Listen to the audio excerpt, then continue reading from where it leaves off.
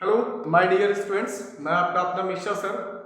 जैसा कि आपको पता है कि इसके पहले वाले ऑनलाइन क्लास में हमने वर्क एनर्जी एंड पावर का पार्ट 2 तक रिकॉर्डेड वीडियो दे चुका हूं। ऑनलाइन क्लासेस हो चुका है, ठीक है। और वर्क एनर्जी एंड पावर से ही रिलेटेड आज हम लोग पढ़ने जा रहे हैं स्प्रिंग के बारे में। स्प्रिंग में टोटल पोटेंशियल एनर्जी कितना होगा, कैसे निकालेंगे, उसके बारे में जानेंगे।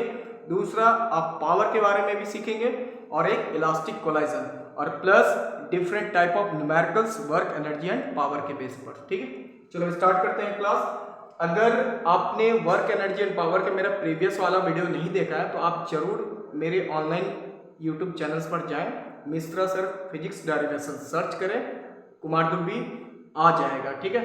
आप उसको देखें, अच्छा से पढ़ाई करें। चलो देखें, आते हैं हम लोग potential energy of the spring. सीधा टॉपिक का नाम है potential energy of the spring. Spring देखो कैसा होता है स्प्रिंग, ठीक है। देखो एक्चुअल्स में स्प्रिंग में पोटेंशियल एनर्जी ही होता है। स्प्रिंग से रिलेटेड बहुत सारा न्यूमेरिकल्स भी होता है जो कंपटीटिव टाइप का नीट वगैरह में भी आता है, ठीक है। देखो सबसे पहले तो हम लोग ड्रॉ करते हैं स्प्रिंग का फिगर। ये देखो स्प्रिंग ऐसा होता है, ये देखो मान लेते हैं ये मेरा स्प्रिंग है, ठीक है। तो ए और बी, तो स्प्रिंग का जो लेंथ है उसको हम लोग एल मान लिए। क्या माने? लेंथ एल, ठीक है। अब स्प्रिंग को अगर तुम टानते हो तो उसको बोलते हैं डिफॉर्मिंग फोर्स। जैसे ही छोड़ोगे फिर से वो रीस्टोरिंग फोर्स लगाएगा। स्प्रिंग के पास कौन सा फोर्स हुआ? रीस्टोरिंग फोर्स, ठीक है। देखो तो जैसे ही आप लोग स्प्रिंग को टानेंगे, मान लेते हैं स्प्रिंग का शेप इतना दूर हमने बनाया था, अब इसको थोड़ा एक्सटेंड करते हैं। मान लो ये एक्सटेंड हुआ, कहां तक गया? तो ये बी से पी तक गया, ठीक है। तो अब देखो यहां पर ये तो आपका लेंथ एल था, तो जो आपका एक्सटेंड हुआ, ठीक है, वह बी से पी तक हुआ एक्स। तो ये जो मेरा एल है ये ओरिजिनल लेंथ कहलाएगा, ओरिजिनल लेंथ स्प्रिंग का। और जो एक्स है वो मेरा एक्सटेंशन लेंथ, ठीक है। तो एक बात और गौर करो, अभी आपको बताया हम कि ये डायरेक्शन में कौन सा फोर्स लग रहा है? डीफॉर्मिंग जो हम लगा रहे हैं, डीफॉर्मिंग फोर्स। और इसके अपोजिट डायरेक्शन में जो रिकवर करेगा स्प्रिंग के पास कौन सा फोर्स होता है? रीस्टोरिंग फोर्स, ठीक है। तो अब देखो यहां पर, ठीक है, अब कहानी मेरा स्टार्ट होने वाला है। तो सबसे पहले तो जो आपका रीस्टोरिंग फोर्स है, रीस्टोरिंग फोर्स वह किसके ऊपर डिपेंड करेगा? एक्सटेंशन लेंथ पर। किस पर डिपेंड करेगा? Extension length. मतलब यार सिंपल समझो ना, तुम स्प्रिंग को जितना टानोगे उतना ही वो फिर से रिकवर करेगा, लेकिन उसका लिमिट तक। हो सकता है यार स्प्रिंग को तुम पतला स्प्रिंग है, ठीक है, आप उसको टान दिए इतना जोर से कि मतलब वो टूट गया, तो उसका लिमिट कुछ होता है ना, तो उसके लिमिट तक आप टानोगे तो उतना ही दूर वो रिकवर करेगा। मतलब रीस्टोरिंग फोर्स किस पर डिपेंड किया? उसके एक्सटेंशन लेंथ पर। चलो देखो, तो सीधा हम लोग लिखेंगे कि the restoring force of A spring is directly proportional directly proportional to extension length, directly proportional to extension length, ठीक है। अब देखो तो force directly proportional to x, directions change, opposite direction है ना, तो इसीलिए माइनस लगाना पड़ा। माइनस शो कर रहा है अपोजिट डायरेक्शन, मतलब एक एक चीज आपको हम बता रहे हैं, ठीक है। अब प्रोपोर्शनल हटाओगे तो कांस्टेंट लगाओगे, तो कांस्टेंट क्या लगाओगे? के। क्या लगाओगे? के। और इसी के को बोला जाता है स्प्रिंग कांस्टेंट। इसको क्या बोलते हैं हम लोग? Spring constant. याद रखना स्प्रिंग कांस्टेंट फिक्स नहीं होता है, वो डिपेंड करता है नेचर ऑफ द स्प्रिंग, मतलब कि एक तरह से स्प्रिंग का नेचर पर डिपेंड करता है।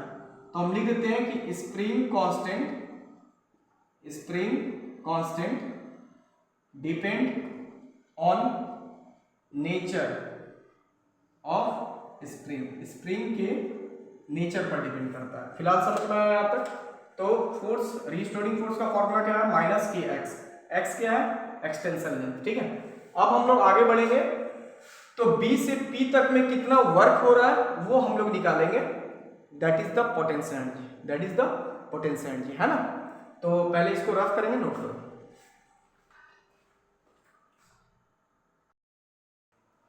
देखो अब हम लोग निकाल रहे हैं potential energy of the spring के बारे में। तो हमने आपको बताया था कि जो पोटेंशियल एनर्जी होगा स्प्रिंग का वह उसके वर्क डन के बराबर होगा, है ना। मतलब आपका वर्क कितना होगा? तो P से B तक आने में, P से B तक जो स्प्रिंग अपने आप को खींचेगा उसमें वर्क होगा, दैट इज द पोटेंशियल। मतलब स्प्रिंग के पास कौन सा एनर्जी है? पोटेंशियल एनर्जी है, ठीक है। तो साफ हम लिखते हैं कि the work done is equal to potential energy, equal to potential energy, ठीक है। अब देखो कैसे निकालते हैं। तो वर्क तो निकालना होगा, कहां से कहां तक वर्क होगा? P से B तक में। तो स्मॉल अमाउंट ऑफ फोर्स है dw, तो F इंटू dx, एक छोटा पॉइंट कट करेंगे, इसी को हम लोग लेंगे dx, ठीक है। ये अब देखो, तो फोर्स का फॉर्मूला हमने दिया था ना माइनस के एक्स, तो dw इक्वल टू फोर्स की जगह पे बैठा दो, ठीक है। तो माइनस के एक्स इंटू डी एक्स। अब दोनों साइड में इंटीग्रेशन लगाओ, dw इधर भी इंटीग्रेशन लगेगा ना, तो के एक्स इंटू डी एक्स, ठीक है। dw से w बाहर, माइनस के कांस्टेंट है बाहर, x इंटू डी एक्स, 0 से x लिमिट आप ले सकते हो। तो वर्क इक्वल टू माइनस के x पे पावर 1 है तो कितना होगा? 1 प्लस 1 2 बाई 2, इंटीग्रेशन क्या आएगा? 0 से x, तो w बराबर आ गया माइनस के upper limit x square minus 0 lower limit. तो आपका जो पोटेंशियल एनर्जी आया वह वर्क डन कितना आया? 1/2 माइनस 1/2 के एक्स स्क्वायर, यानी कि potential energy of the spring आप 1/2 के एक्स स्क्वायर यूज कर सकते हैं, ठीक है। के का मतलब स्प्रिंग कांस्टेंट, याद रखना है सब, ठीक है। और x का मतलब एक्सटेंशन लेंथ, जो न्यूमेरिकल्स में रहेगा हम बनवाएंगे, ठीक है, एक्सटेंशन लेंथ। ये आपका प्रूव हुआ, समझ में आया बात, ठीक है। अब हम लोग बढ़ेंगे पावर की ओर, उसके बाद बढ़ेंगे न्यूमेरिकल्स बनाएंगे, 2 4 5 न्यूमेरिकल्स करेंगे।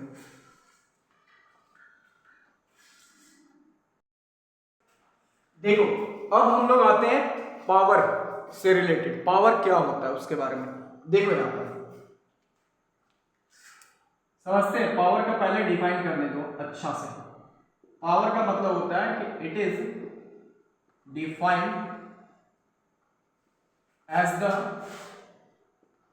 Work done per unit time, per unit time. मतलब देखो पावर क्या होता है, ठीक है, थोड़ा सुनो इसके बारे में। पावर होता है कि टाइम के रिस्पेक्ट में जितना आपने वर्क डन किया ना, that is the power. Time के रिस्पेक्ट में जितना वर्क हुआ दैट इज पावर, याद रखना। मतलब एक कुछ एक्सप्लेन करते हैं एग्जांपल से। जैसे 2 बंदा है, ठीक है, 2 स्टूडेंट है, मान लेते हैं। एक स्टूडेंट को हमने कहा 10 पत्थर रखा हुआ है, उस स्टूडेंट को बोला कि आपने 10 पत्थर को उठा करके रखना है अपने को, ठीक है। तो और दूसरा स्टूडेंट है, यार तो देखो मान लो पहला स्टूडेंट है वो बहुत तगड़ा है, उसके अंदर में बहुत ज्यादा एनर्जी है, ठीक है, मतलब पावरफुल है, तो सर हम उठा के रख देंगे। दूसरा बच्चा जो है वो थोड़ा नॉर्मल टाइप का है, मरील टाइप का है, मतलब सर हम भी उठा के रख देंगे, चलो ठीक है भाई रखो, ठीक है। तो एक बच्चा जो पहले वाला बच्चा था जो हेल्दी था, उसने एक पत्थर करके जो 10 पत्थर था उसको उसने 10 मिनट में उठा के रख दिया। और जो थोड़ा मरील टाइप का नॉर्मल बच्चा था, कमजोर था ना, वो बच्चा उसी 10 पत्थर को 20 मिनट में उठा करके रखा। तो बात समझो आपने कि एक बच्चा 10 मिनट में 10 पत्थर को उठा के रखा, एक बच्चा 20 मिनट में 10 पत्थर को उठा के रखा। तो किसने ज्यादा वर्क किया, ठीक है। तो टाइम के रिस्पेक्ट में वर्क डन हुआ, एक ने टाइम 10 मिनट लिया, एक ने टाइम उसी पत्थर को उठाने में 20 मिनट लिया। ठीक है। तो दोनों ही पावर है, लेकिन दोनों में से किसका पावर ज्यादा हुआ? तो पावर ज्यादा हुआ कि जिसने कम समय लिया, जिस बच्चे ने कम समय लिया, मतलब 10 मिनट में 10 पत्थर रखा, उसी बच्चे का पावर ज्यादा हुआ, और जिसने 20 मिनट में 10 पत्थर रखा उसका पावर उससे कम हुआ। That is the example, perfect example, ठीक है। कि मतलब अगर आपका टाइम घटाते हो तो पावर बढ़ेगा, याद रखना, टाइम घटाओगे तो पावर बढ़ेगा। कैसे आता है देखिए, पावर को डिनोट करेंगे P से, यानी कि पावर का फॉर्मूला होता है work by time, that means power equal to W by T। ये तो इसका फॉर्मूला पावर का हुआ। ऐसा यूनिट पावर का वाट, ठीक है। आप लार्जर यूनिट भी यूज कर सकते हो, लार्जर यूनिट होता है आपका किलो वाट, ठीक है। अब देखो हो क्या रहा है कि पावर और टाइम इनवर्सली रिलेशन है। Power is inversely to time, मतलब कि अगर आपका टाइम बढ़ता है तो पावर घट जाएगा, और टाइम बढ़ेगा तो पावर घटेगा, ठीक है। इनवर्सली है। दूसरी बात कि अगर जनरल यूनिट निकालना है तो भी निकाल लो, नॉर्मल सा, वर्क का जूल, टाइम का सेकंड, यानी कि joule second inverse one. Dimension लेना है तो वर्क का डायमेंशन ml² t - 2, टाइम का t, मतलब कि आपका ml² t - 2, ठीक है। अब देखिए यहाँ पर, अब थोड़ा और कंसेप्ट चलते हैं इस पर कि जैसे मान लो रिलेशन पूछ लिया कि बिटवीन पावर एंड वेलोसिटी के बीच में, छोटा क्वेश्चन रहेगा, पावर और वेलोसिटी के बीच में क्या रिलेशन होता है, पावर और वेलोसिटी के बीच में। तो ये देखो, पावर का फॉर्मूला हुआ वर्क बाय टाइम, तो वर्क बराबर फोर्स गुना डिस्प्लेसमेंट बाय टाइम। तो भैया मेरे आपको पता होना चाहिए कि displacement by time that is the velocity. इसका मतलब पावर इक्वल टू फोर्स गुना डी बाई टी लिख सकते हो, डी बाई टी। तो यही तो D by T displacement by time velocity बन गया ना। इसका मतलब आपका पावर और वेलोसिटी में रिलेशन क्या है? Power equal to force into velocity, power equal to force into velocity. इसको याद रखना, पावर इक्वल टू फोर्स गुना वेलोसिटी होता है। ये भी फॉर्मूला काम आएगा आपका पावर का, ठीक है। अब उसके बाद देखो एक और समझते हैं, 1 kilowatt hour, 1 kilowatt hour कितना होता है? 1 किलो वाट इंटू 1 आवर, ऐसे लिख सकते हैं। तो 1 किलो वाट बराबर 1000 वाट, ठीक है, इंटू 1 घंटा बराबर 3600 सेकेंड।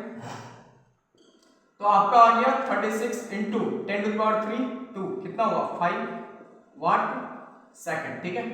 अब आप देखो क्वेश्चन 11 में पूछा था कि वाट सेकंड किसका यूनिट है? तो वाट सेकंड जूल, मतलब वर्क डन का यूनिट होता है। किसका होता है? वर्क का। इसका मतलब है कि 1 किलो वाट आवर, अगर यहां पर पॉइंट लगाते हैं 3.6 तो पावर ऐड हो जाएगा, 1 पावर बढ़ जाएगा, तो 10⁻6 मतलब 1 kilowatt hour equal to 3.6 गुना 10⁻6, और यही वाट सेकंड को हम लोग बोलेंगे जूल। क्या बोलेंगे? जूल।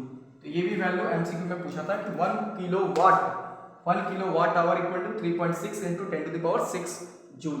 समझ में आया इतना दूर? ठीक है। तो ये आपका ऑब्जेक्टिव क्वेश्चन में भी पूछा जा सकता है, ठीक है। इसके लिए घबराना मत, आराम से आप इसको यूज कर सकते हैं, है ना।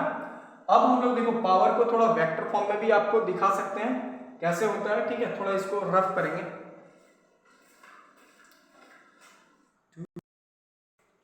देखो अब हम लोग आते हैं पावर क्या होता है। पावर एक स्केलर क्वांटिटी भी होता है, ठीक है। पावर एक स्केलर क्वांटिटी होता है, इसको भी दिमाग में रखना है कि power is a scalar quantity, ठीक है। वेक्टर फॉर्म में हम लोग इसको कैसे लिखेंगे? वेक्टर फॉर्म में कैसे कैलकुलेट करोगे? तो जैसे पावर इक्वल टू आया ना आपका फोर्स इनटू वेलोसिटी, तो वेक्टर फॉर्म में लिखने के लिए F vector dot B vector का यूज करना, मतलब डॉट प्रोडक्ट का। तो अगर डॉट प्रोडक्ट हटाओगे तो cos थीटा लगाओगे, यानी एफ बी cos थीटा। ये आपका एडवांस फॉर्मूला होगा, ठीक है, एफ बी cos थीटा, ठीक है, डॉट प्रोडक्ट का। उसके बाद हम लोग देखो पावर को वेक्टर फॉर्म में भी आपने सीख लिया, ठीक है। और पावर से रिलेटेड तो फिलहाल अभी और कुछ है नहीं, ठीक है। तो फिलहाल मेरा जो वर्क एनर्जी एंड पावर का जो चैप्टर हुआ वो यहाँ तक क्लोज हुआ, लेकिन वर्क एनर्जी एंड पावर से रिलेटेड करीबन बहुत सारा कंसेप्चुअल न्यूमेरिकल्स हम लोग नेक्स्ट क्लास में पढ़ेंगे और फुल रिकॉर्डेड वीडियो हम वर्क एनर्जी एंड पावर का न्यूमेरिकल्स पर बनाएंगे। ठीक है, तब तक के लिए मुझे अलविदा कहें। Thank you. ठीक है, नमस्कार, थैंक यू।